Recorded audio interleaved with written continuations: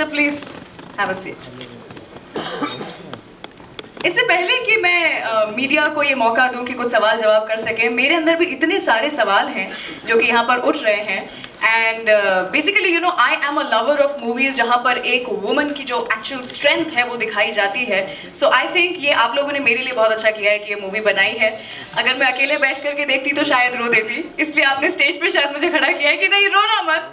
मधुर जी, आपसे पूछना चाहूँगी, हर मूवी के साथ में आपने एक अलग टाइप के, जैसा मैं कह रही थी, पावर को अनरावल करने की कोशिश की है.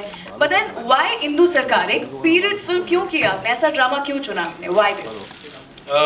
मुझे ऐसा लगा कि हमेशा एक होता है कि मैंने जितनी फिल्म बनाई है बॉम्बे सेंट्रिक रही है और हमेशा ग्लैमर वर्ल्ड या ट्रैफिक सिग्नल या कॉर्पोरेट वर्ल्ड को दर्शाया है, या बॉलीवुड की हम बात करें तो मुझे लगा कि हमेशा एक पीरियड फिल्म का एक कॉन्सेप्ट था कि बनाना चाहिए.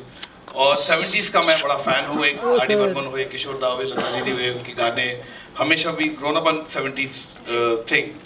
And me and my writer Anil, we were sitting and we were discussing क्या करना चाहिए क्या, and suddenly the idea popped out के इमरजेंसी बैकड्रॉप एक फिल्म बनाते हैं, अभी तक किसी ने बनाई नहीं, और ह्यूमन ड्रामा उसको देते हैं और इवेंट्स जो है वो थ्रू इवेंट्स पे बेसिकली इंस्पायर्ड है. और मुझे लगा कि 70s है, अच्छा रहेगा वो उस एरा को पकड़ना, दिल्ली खास करके, वो दिल्ली का पूरा बेस है पिक्चर का. तो और मुझे लगा ये कहानी बहुत इम्पोर्टेंट है बताना आज की तारीख की, आज की जनरेशन को, खास करके जो इमरजेंसी 1975 से लेकर 77 के दौरान 21 मंथ की जो इमरजेंसी थी, वो आज की जनरेशन इतनी अवेयर नहीं है. हालांकि पॉलिटिकली काफ़ी पिछले 5-6 साल से जब से सोशल मीडिया आया है तो हमने देखा कि पॉलिटिकली थोड़े से अवेयरनेस आ गई है.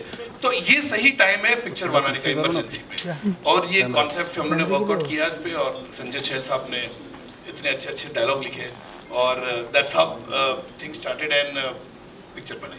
क्या बात है. We are waiting the release 28 जुलाई को है. Thank you so much. Kirti, आपसे जानना चाहेंगे कि आपका फर्स्ट फुल फ्लेजेड ये जो प्रोटैगनिस्ट का रोल है, और जैसा हम बात कर रहे थे इस फिल्म की जब हम थोड़ी तैयारी कर रहे थे, कि इट्स एन ऑथर बैक्ड, एकदम ऐसा जो आपको एक रोल दिया गया है, सब कुछ इसमें आपने एक्सपीरियंस किया है, एक स्ट्रॉन्ग कैरेक्टर, कॉन्फिडेंस के साथ में भरा हुआ, लेकिन एट द सेम टाइम आपको इसमें स्टैमर करते हुए, हकलाते हुए दिखाया गया है. It's a paradox, you know, मेरे हिसाब से कॉन्ट्रास्टिंग है. How did you manage this, दोनों चीज़ें एक साथ एक कैरेक्टर में?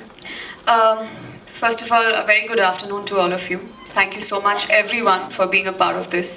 जहाँ तक आप पैराडॉक्स की बात कर रहे हैं, जो कॉन्फिडेंस की हम बात कर रहे हैं मेरे कैरेक्टर को लेकर फिल्म में, it is something that is not a part of her from the beginning. I mean, trailer है, so you only see glimpses of the whole character's journey in this. लेकिन जब आप फिल्म देखेंगे तो आपको exactly समझ में आएगा कि पैराडॉक्स नहीं है, एक फुल जर्नी है इंदु सरकार की from the time that she wasn't a very confident or powerful or strong woman. She always was probably, but she didn't know she was. So stammering की जहाँ तक बात है, of course it's a very important characteristic of Indu सरकार in the film, and मेरे ख्याल से वो सबसे मेरे लिए सबसे important characteristic भी था, क्योंकि मेरी सबसे ज़्यादा मेहनत स्टैमर को मैं उसको अच्छे से प्रेजेंट कर पाऊँ उसमें गई है.